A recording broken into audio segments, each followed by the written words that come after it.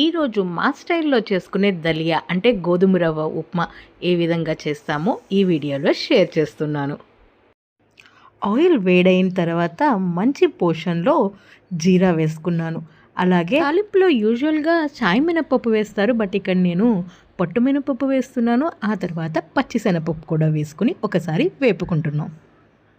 తాలింపు దినుసులు మంచిగా వేగాయి అనుకున్నాక తర్వాత ఎండుమిర్చి వేసి వాటిని కూడా కాస్త వేపుకుంటాం.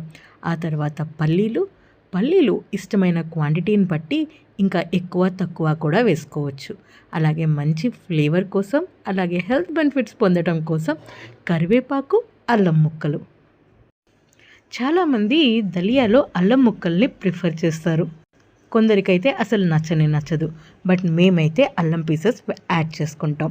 ఆ తర్వాత పచ్చిమిర్చి, ఉల్లిపాయ వేసుకుని వాటిని కూడా వేపుకున్న తర్వాత సైంధవ లవణం అలాగే పసుపు అవి కూడా వేసి ఒకసారి మంచిగా వేపుకున్నాము.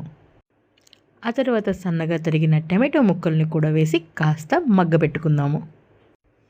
టమాటో ముక్కలు కూడా బాగా మగ్గిపోయి అన్న తర్వాత 1 కప్పు గోధుమ రవ్వకి 2 కప్పుల నీళ్లు కొలతలో మెజర్ చేసి పెట్టుకున్న వాటర్ని యాడ్ చేసి ఆ వాటర్ మంచిగా బాయిల్ అయ్యే వరకు వదిలేసేయాలి.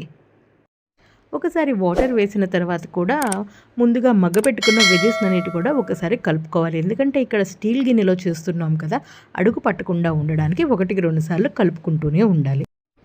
నీళ్లు ఇంకా తెల్ల కాగుతున్న టైంలో ఉప్పు కూడా చూసుకుని ఇక రవ్వని యాడ్ చేసుకోవటమే.